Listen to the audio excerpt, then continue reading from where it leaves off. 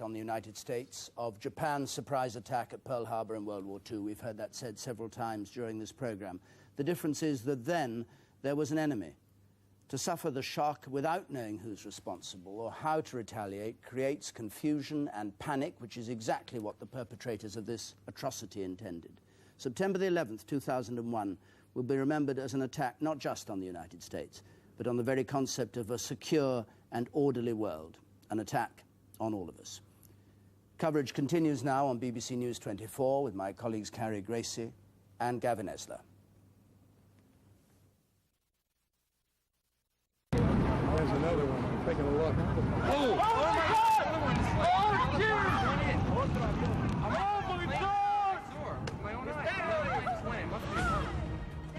The United States under attack. 3 hijacked planes crash into the heart of American power. 2 ripped through the twin towers of the World Trade Center. The devastation after both towers collapse, the extent of casualties is still unclear. Then, Washington, another plane crashes into a defense building at the Pentagon.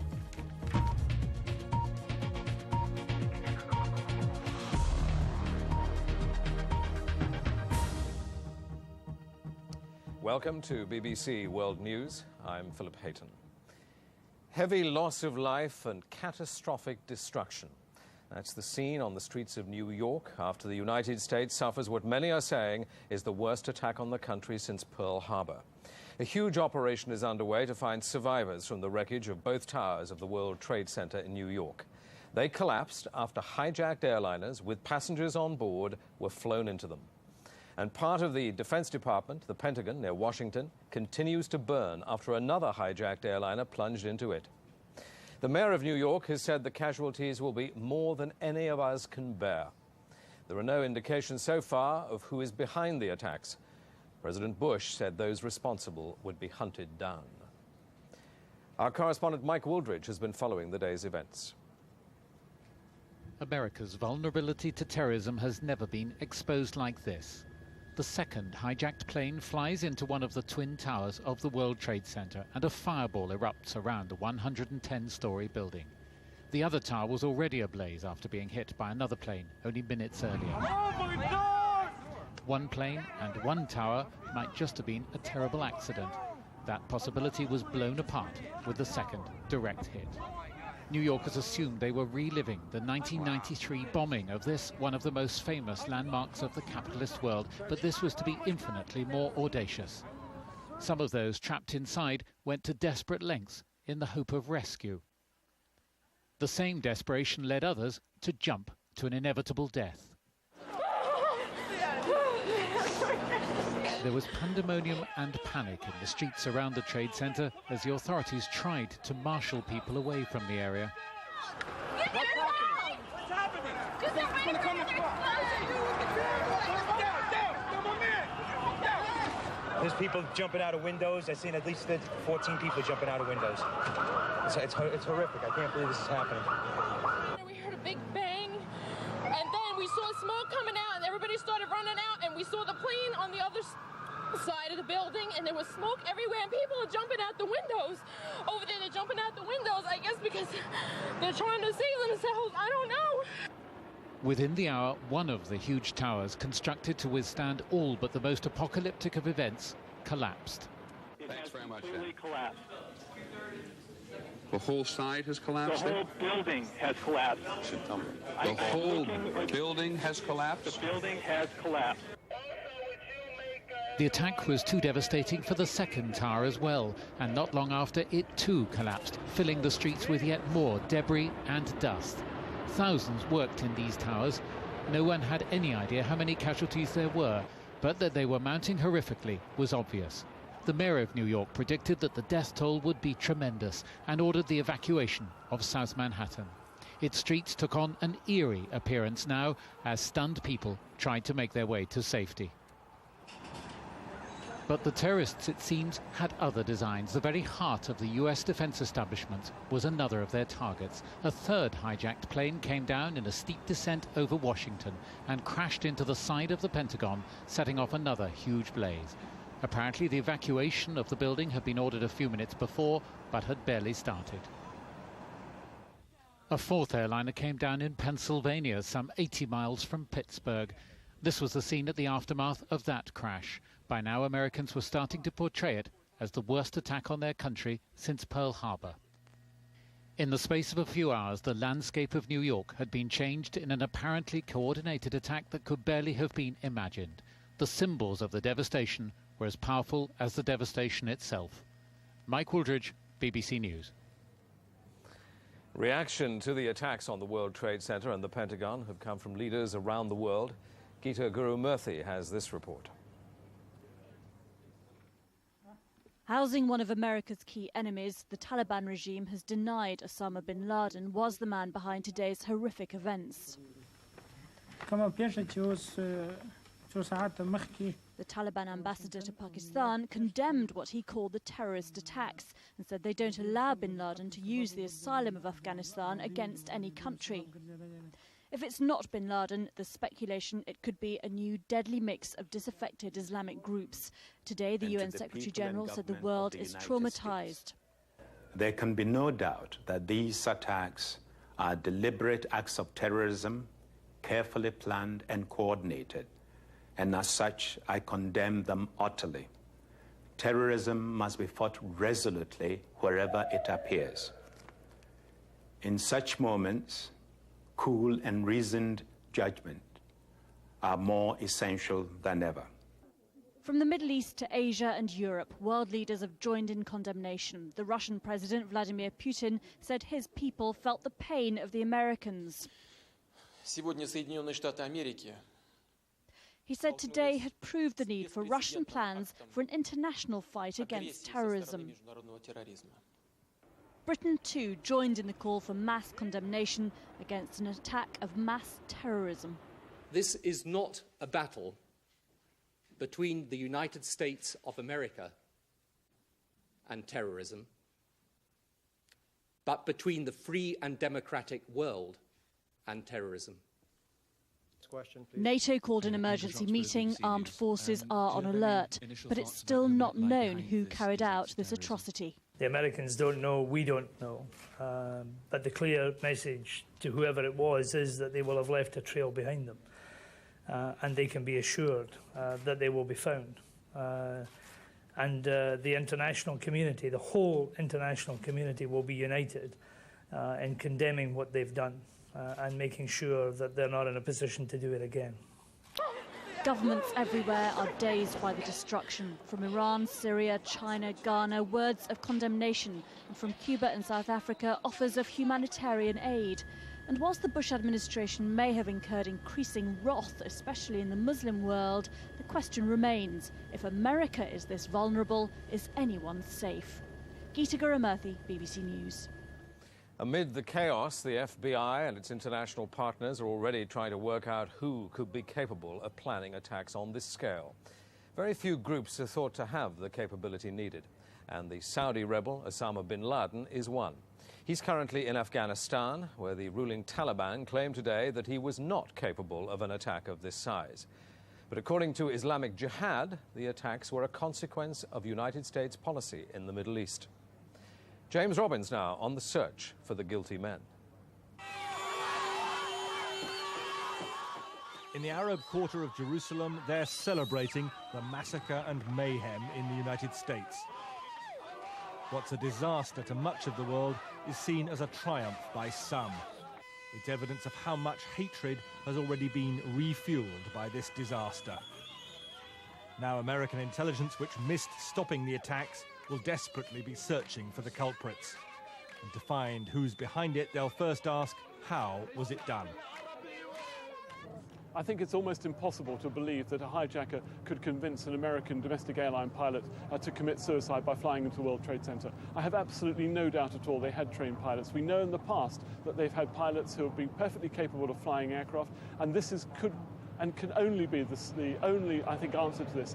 American pilots would not do this, but Arab fundamentalists may well be prepared to.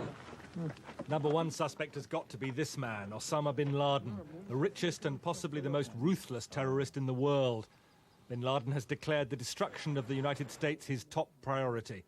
He heads and pays for an extraordinary international network of Islamic militants.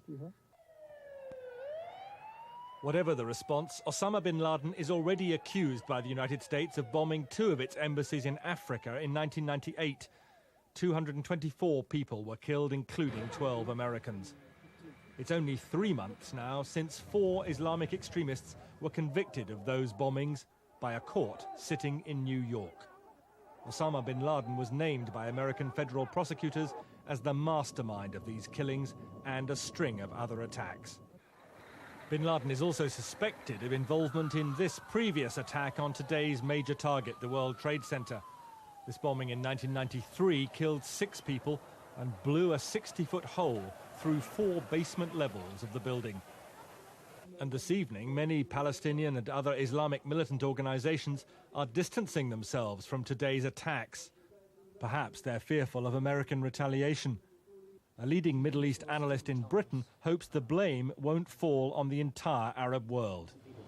It will stigmatize many innocent people, law-abiding people who have settled in the West. But what can states do? You've got to be practical. Before today, the worst terrorist attack inside the United States was the Oklahoma bombing of 1995. And it was an American, Timothy McVeigh, who was convicted and executed for that mass killing. But tonight, nobody seriously believes Americans have been killing their own. And the mastermind for these latest attacks is being sought outside America's borders. James Robbins, BBC News.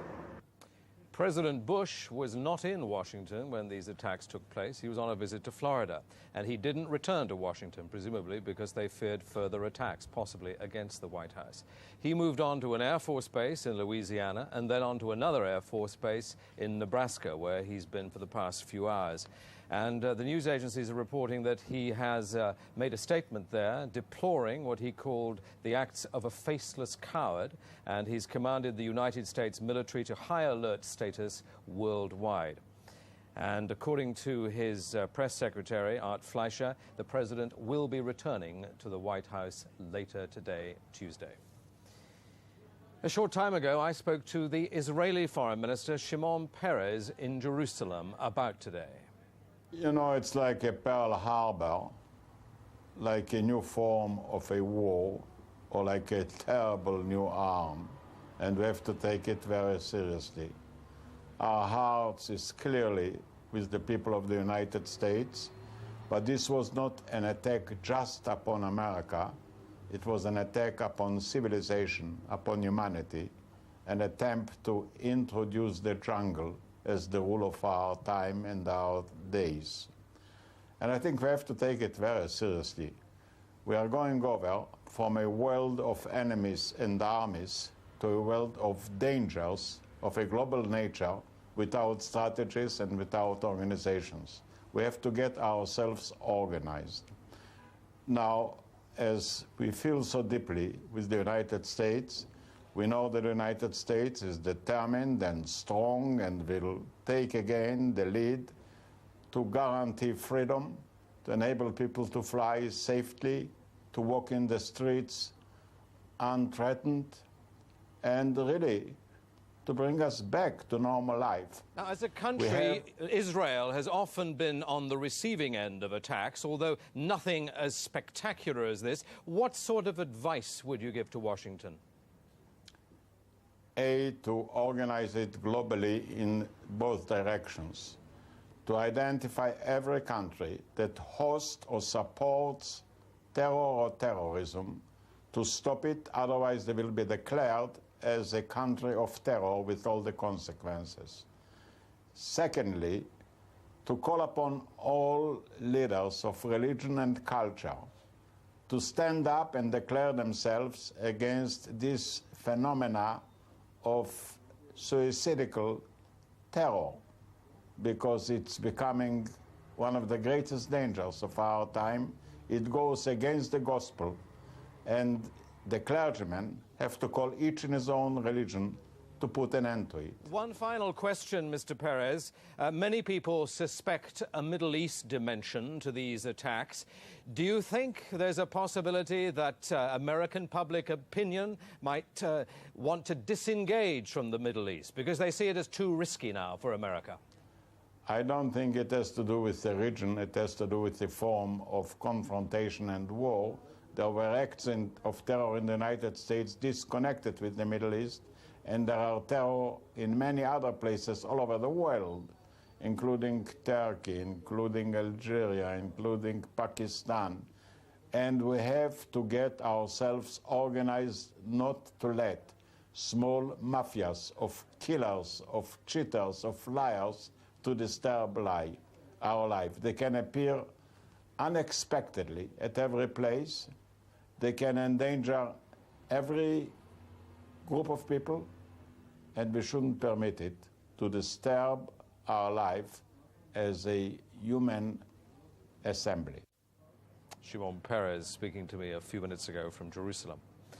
Well, joining me now is Daniel Plesch, a senior security analyst for the Royal United Services Institute. Welcome. Now, we all know that there's no way of stopping a determined terrorist. Yet, the questions, of course, are being asked tonight. Were these attacks, 4 of them, preventable? Well, security services have to deal with warnings all the time, but there will be a real examination of what the warnings were this time and what more could have been done. Also, frankly, in the United States, it is very easy to travel around on domestic airliners. The level of security is not what you get on an international flight. And also in America's public buildings, security is very, very lax. Even I remember at the recent NATO summit in Washington, it was shocking how easy it was to get about. How are the American secret services, intelligence agencies, how are they rated? Well, they have more resources than anybody else in the world, but Americans, frankly, have an enormous self-confidence that, frankly, leaves them deaf sometimes and blind to what is going on around them. The idea that the American way is the only way sometimes can be America's undoing. Now, you've lived in Washington, you know the American mentality well. How are they going to be reacting to this? I mean, they spend billions and billions on their defense budget. Yes. And yet, tonight, they look curiously defenseless.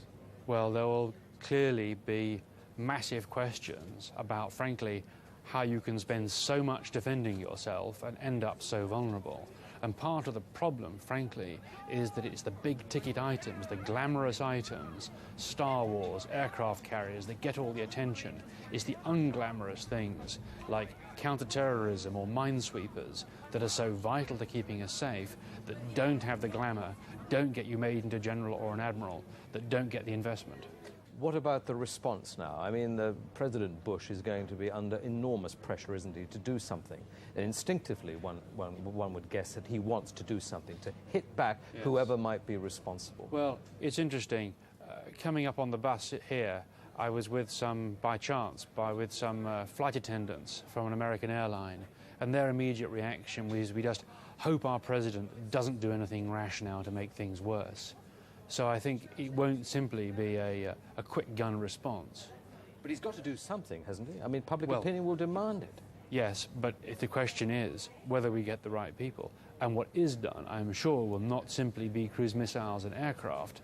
There will be a demand to put American forces on the ground to get whoever... Like Afghanistan? I wouldn't be surprised if they go into bin Laden's camps. That will be the sort of pressure that will be on. Not cruise missile attacks. Daniel Plesch, for the moment, thank you very much. Now, let's go to New York and our correspondent, Steve Evans. Steve, I know you were in the World Trade Center when all this happened. Just explain to us, would you, what you saw and heard? It's more what I felt, really. I was at the base of the second tower, if you like, the second tower that was hit on a busy, obviously a busy morning. If you wanted to choose timing, that would be the time to do it, 9:15, in a complex of buildings where 50,000 people work.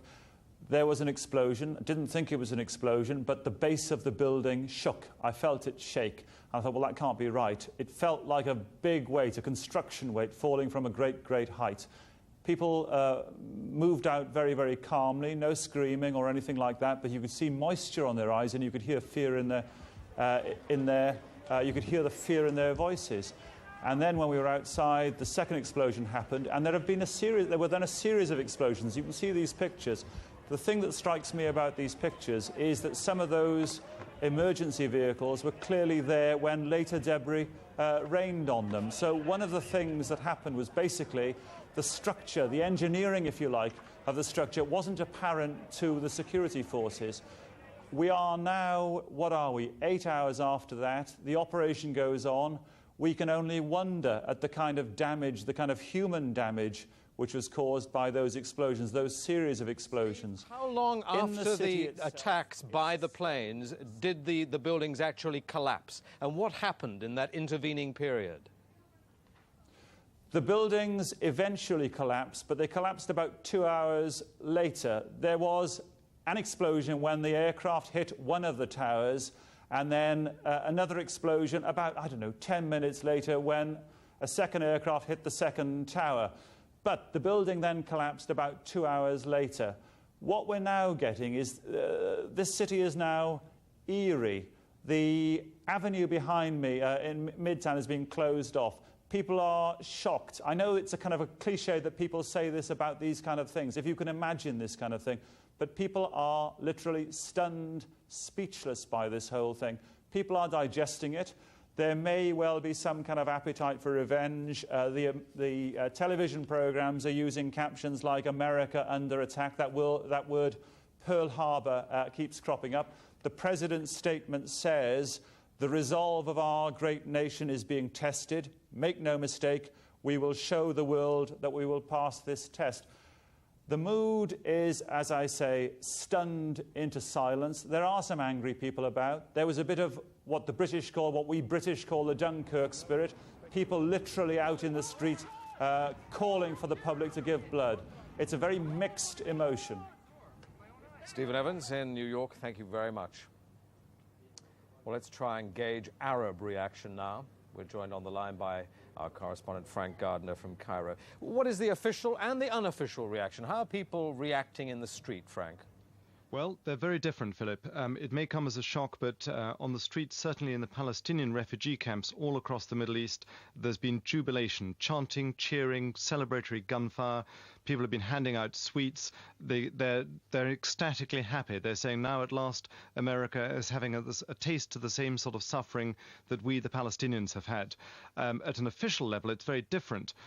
Governments have unanimously condemned this. Of course, they're quite appalled by it. It shocked everybody, and it worries them about their own safety. President Mubarak went on air very quickly afterwards, offered his sympathies to the American people. Yasser Arafat, the Palestinian leader, was very quick to condemn it. He called it horrific, an unbelievable disaster. Others have called it a horrific beyond imagination. Iraq so far has been silent. Now that you talk about the jubilation in the streets, especially among Palestinians, to what extent is that representative, do you think, of Arab opinion? It's the open expression of joy, I think, is marginal. Those are amongst the sort of the hard-bitten Palestinians who have just given up on the peace process. They're fed up with America continually backing Israel in their eyes, and they feel that America has got what it deserved. But I think that the vast majority of Arabs do feel a lot of sympathy for the victims. They are appalled by it. Certainly here in Egypt, the largest Arab country, the streets are almost empty. Everybody is glued to their television stations. Intellectuals condemn it. The middle class, many of the middle classes, the professionals condemn it. But I think a lot of people do feel, well, America had it coming because it simply, in Arab eyes, doesn't listen to Arab opinion. It is blind to Arab opinion when it comes to the Arab-Israeli dispute. And Arabs feel that it's been backing, for too long it's been backing Israel, and now they feel that this is the reward it gets. You seem to be implying that there's a strong suspicion then in the Middle East that there was a Middle East dimension to these attacks. Well, interestingly, just what's just come out is the first edition of the Morning Press here in Cairo, and Al Akhbar, which is one of the main papers. The editorial there says Israel is the one responsible, and the editor says that although we don't know who's behind it, he says we say it is an expression of the depressed state that overwhelms the feeling of the victims because the US is being silent and passive towards Israeli practices against Palestinians. Those are the words, and he said that we believe this could be the motive behind these attacks. So although no one has yet put the finger of blame on who it actually is, there is a big suspicion here in the Middle East, and perhaps I think amongst many a hope that the motive behind it was to strike back at America for its support for Israel. Frank Gardner in Cairo, thank you. Dan Plesh is still with me here in the studio.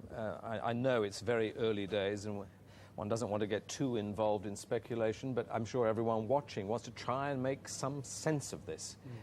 Who and what do you think could be behind it? Well, one question is, could this level of organisation have been carried out simply by a small terrorist group, or whether a country was behind it? That's one question. State-sponsored terrorism. State-sponsored, state-organised. That has to be one question. But would any state likely get involved in an attack like this on the world's only superpower, bearing in mind the possible consequences? I would simply respond by saying, were these attacks likely? Was Timothy McVeigh likely? If you're asking me to explore the options, that's one. The obvious candidate is bin Laden, but then he was top of the list, or his people like him were top of the list at the time of the Oklahoma City bombing. So you have to be very careful not to jump to conclusions. And of course in the White House there will be enormous pressure to jump to conclusions and get anybody just to try to resolve the issue.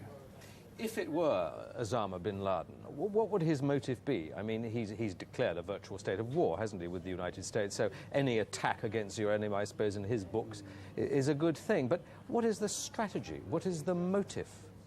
Well, one motive is simply revenge, and a second motive has to be to try to get the United States to dramatically change its policy. But I think you have to remember that bin Laden was originally funded by the Central Intelligence Agency in Afghanistan to fight the Soviets.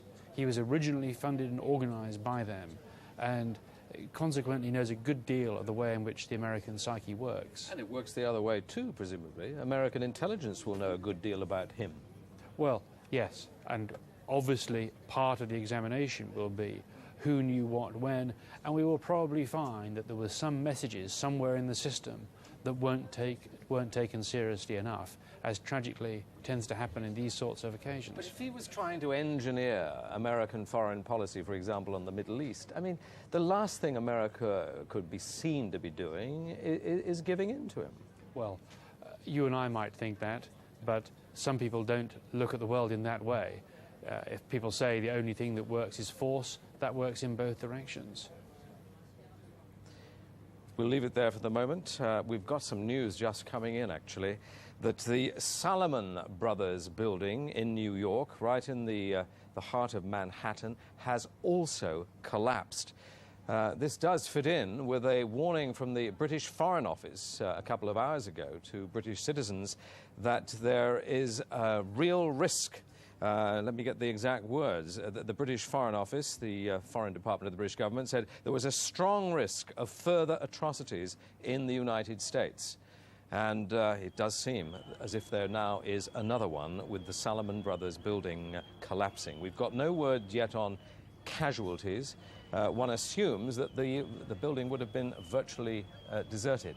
Whether this latest collapse is going to influence the president, who we heard about a few moments ago, was expected to be heading from Nebraska back to Washington, we don't know.